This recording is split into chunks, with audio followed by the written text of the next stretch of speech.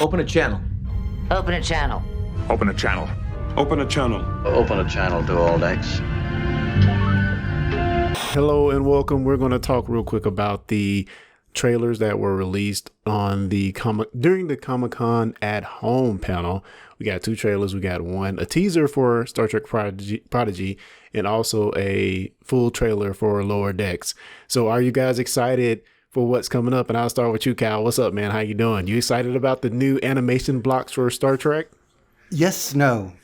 Well, we're gonna get a beat for yes, no. Yeah, that's my beats. Yes, no. Just really quick out the door. I assume those apply to one or the other yes, directly, indeed. but we will get into that. Yes, indeed.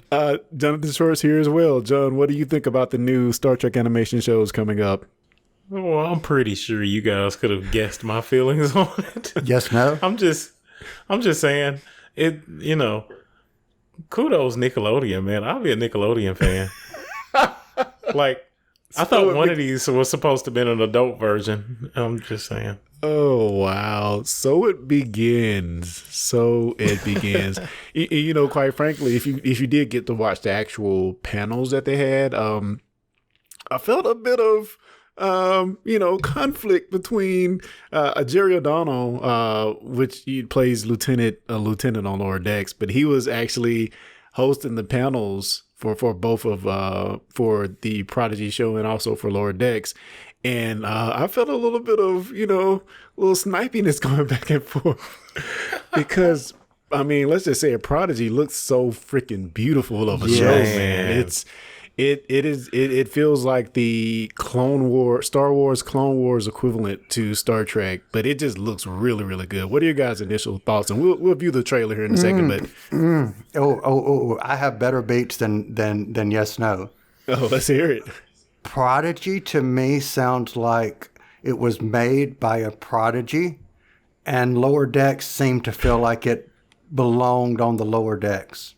Oh, you have to be so perfect. Why so literal, Cal? Why so literal? I'm just saying. Man, like the trailer for Prodigy made me feel like I'm expecting a feature-length film here. Yeah. Like I'm going to go to the movies and see this. The Lower Decks trailer was like I walked in on my granddaughter watching it. Like it was just something on TV. Man. So I will defend the Lower Decks trailer, though. If I would have seen it and only saw it, I think I would have had a better appreciation for it because I would have paid more attention to some of the beats of what was happening. Mm-hmm. But unfortunately, I watched the Prodigy trailer first and literally had the hair stand up on my arms at the end. Yeah. Literally. Well, with that, let's take a look at the Prodigy teaser. And let's see what we think.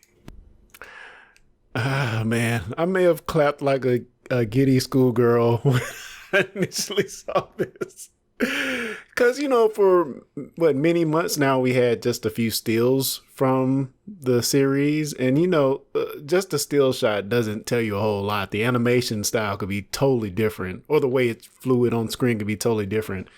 But man, I got goosebumps watching this trailer, man. Thoughts?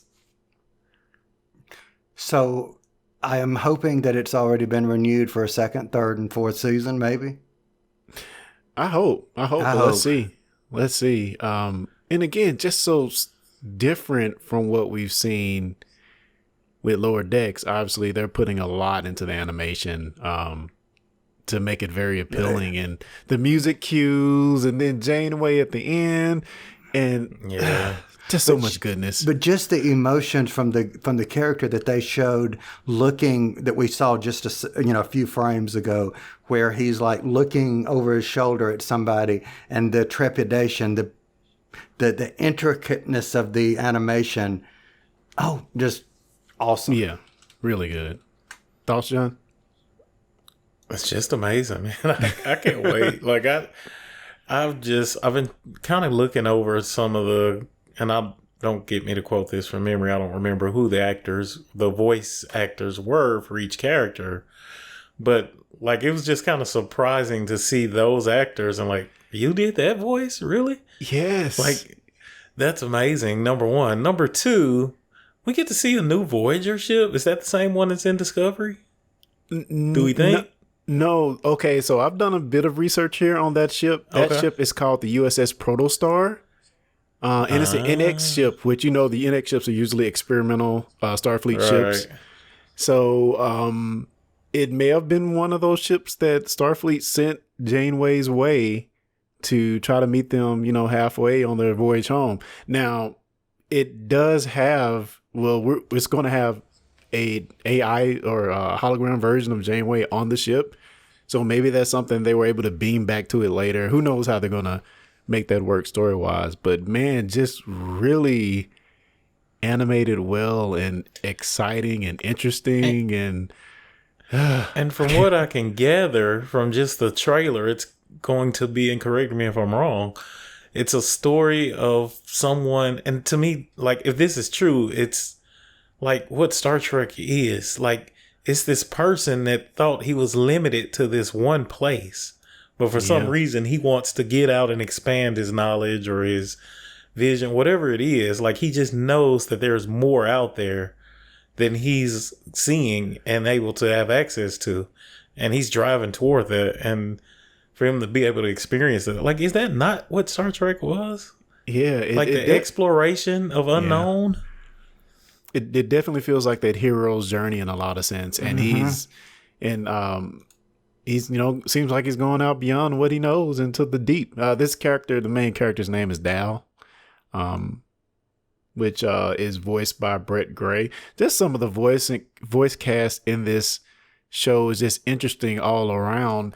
You have the Rock Ta. You have this character is voiced by an actual little girl.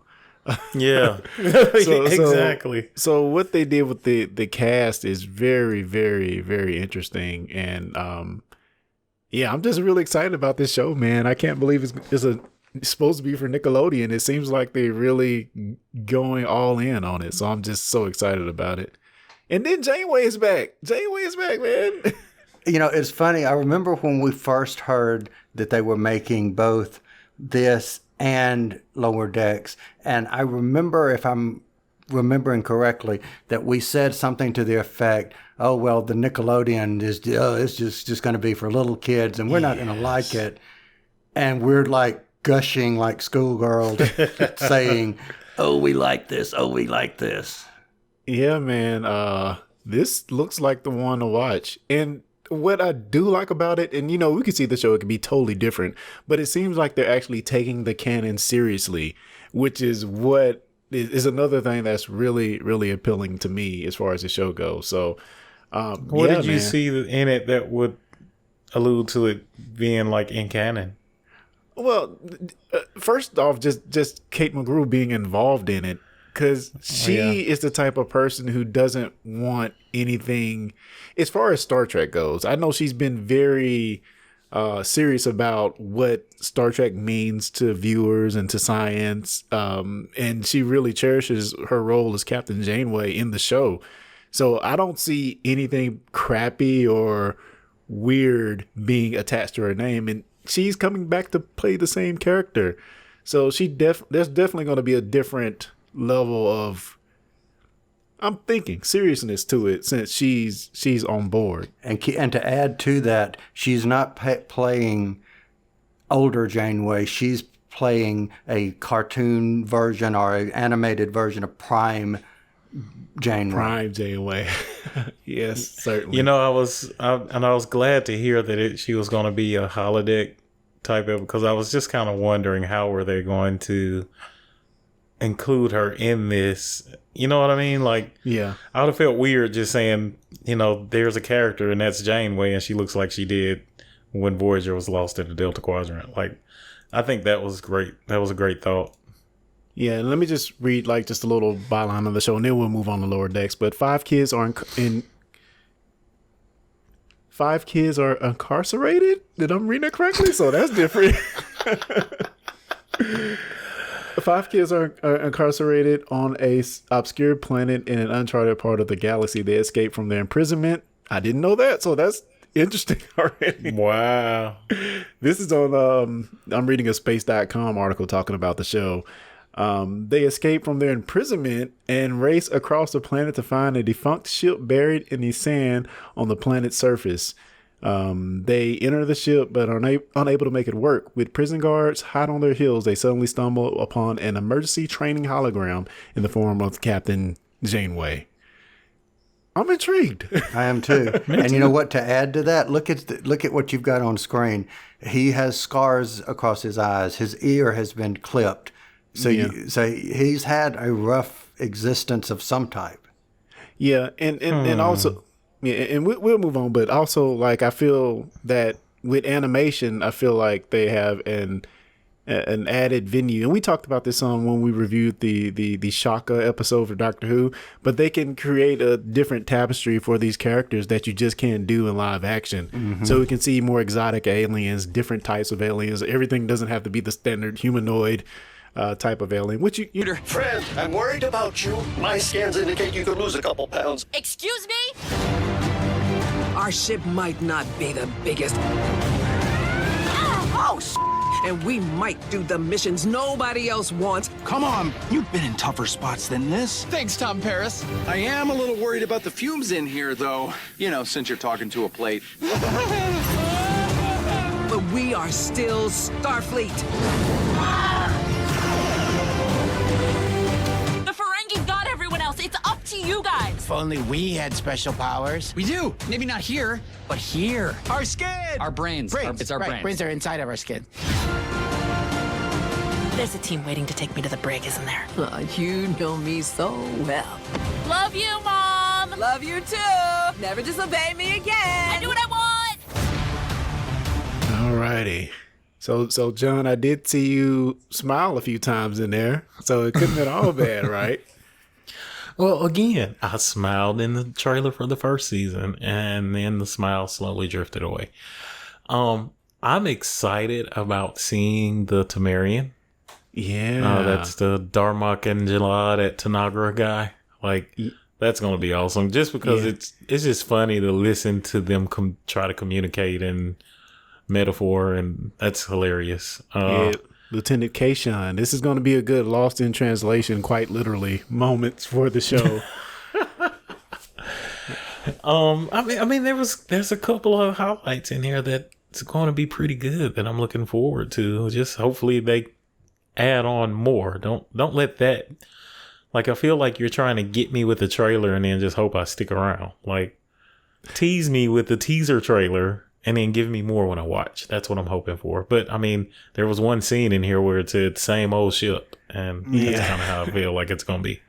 Yeah. Well, I mean, I think they are mixing it up by having the Titan and Riker and his crew on one end with Boimler, navigating that, where you have, our old faithful friends still over here on the Cerritos, and, we're replacing Shax with Lieutenant Kayshawn here. So I don't know. I think I kind of like the dynamic, but again, if it's too much more of that slapsticky, and it's going to be, that's just what the show is. I don't think we can get around it, but I still think I can find some enjoyment in it. What are your thoughts, Kyle? I keep going back to, yes, you can have slapstick, and yes, you can have funny.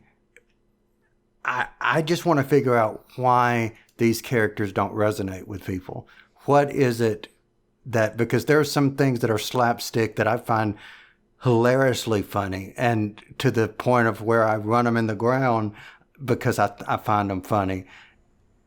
And these characters have potential, but I will tell you this from watching this, the daughter irritates me. Mariner is still getting on your nerves. Mariner, even in this trailer, was freaking irritating me. Well, I mean, it's kind of, by the end of the last season, we had started to see growth from her character, and it just seems like we may be falling right back into the old Mariner by the start of this season, which I would love to be pleasantly surprised, and then when we start watching it, what we did see was just some of her baddest moments just for the trailer. You know what I'm saying? To get that snark. Maybe. And then we still see the growing, which if that be the case, cool. But I was thinking, okay, well, I wish you would court-martial you and get rid of it. Yeah, there's a point in the trailer where her dad is talking about this is a good chance for you to get promoted. I wonder, was he talking to Captain Freeman, or was he talking to Mariner? He probably was talking to Captain Freeman, to be honest. Probably because so. Yeah, I'm sure. But a few more tidbits in the trailer that I thought were freaking phenomenal was we go back to Free Cloud, which we just saw on Picard in the latest season. So I think that's going to be freaking amazing. This is almost a shot for shot of what we saw on the actual Picard episode. So that could be interesting. As well. Thoughts? Oh, no. I was just looking at it. I didn't realize I didn't put that together. It was Free Cloud. Neither did I. There's definitely Free Cloud and also Cardassian here. This, I'm assuming this is aboard some Cardassian ship. I'm not quite sure why she's in her Starfleet workout gear here. but I maybe think it was a holodeck episode. Maybe they got beamed off. But the reason I say I think it's a Cardassian ship because in this very next scene here, they're being chased down by Cardassian ships here, which I think those are Cardassian ships. Am I right there, John? I couldn't tell. I can't tell. see They're them so really. small. I Looks like Dalek. I mean, in that scene where she's holding the Cardassian, like that door. Yeah, that architecture is definitely. It looks Kardashian. Yeah. Okay. So I was thinking either on DS9 or some Cardassian ship. And then like more of the stuff on the trailer was more the usual antics.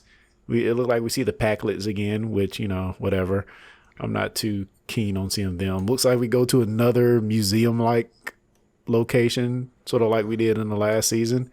Looks like a trombone there and like some Jordans right below that. So who knows what's going on with that. Hey, we get to see Nausicaans. Yeah, we get to see Nausicaans, which this, very similar to the Picard episode when he gets stabbed in the heart. Right. With the Billard game and all. So, who knows what that's related to. Interesting, though. Very interesting. Tom Paris voice. Yeah. Robert Duncan McNeil reprises his role as Tom Paris. Did we know he was doing that? Did they keep that secret? They kept it secret. Because if you listen to his podcast, he talked about, and we may have even talked about this, but he said he was supposed to be on Picard season 1. I've heard that. Yeah, they wanted him, but because he's a director doing other projects, he just couldn't fit it in. So he was definitely supposed to be on Picard season 1, which would have been great. But just to see, Tom Paris, in the form of plate. Of course, this is something Boimler would have, but we get a shot of the Voyager here as well. So the Voyager. So yeah, that's freaking amazing. And I don't know if this was purely a product placement, but you can actually buy that plate now. Yeah. Well, TNG offered plates back in the day. You could buy commemorative plates for TNG. So this is riffing off of that too. Yeah. Cool. And Which I've never owned. I'm not sure what this is, but other than that, I think most of the other antics in the trailer was par for the course for Lower Decks. We see the Antedians in that when they're driving through an ATV, the fish people. And Borg. Oh, and the Borg. Yeah. Yeah. Is that Boimler? Borg. Yeah. Or is it? I'm sorry, I can't skip through this very effectively, but it looked like Boimler Borg. Out of those two, the Green Woman and the Cyborg dude are my favorite too. Tendi and Rutherford? Yeah. Yeah, now did you know the guy who's the voice actor for Rutherford? Excuse me, I can't remember his name, but he's actually in Loki. He's like the desk guy at Loki. Oh, sweet, cool. Yeah, you can tell by the voice, but yeah, that's amazing. And I think he was in Star Wars or something too. I can't remember what. Yeah, it was kind of amazing. But yeah, man, I think that's about it for the trailer. Like I said, it's pretty much par for the course. Looks like they're going to be back up to their own shenanigans. Looks like Boimler will eventually get back on the Cerritos in some form. But yeah, in a mere less than 12 days, we'll have new Lower Decks to talk about. Are we excited? Yay! I really hope it is good, though. I'm really hoping for the best. I want to like it. I do. All right. with Awesome. that, I think we will wrap this up. Thank you guys for jumping on this impromptu Comic-Con at Home trailer review. It's been a lot of fun dissecting some of these videos. But yeah, thanks guys for watching our video as well, and we'll see you guys next time.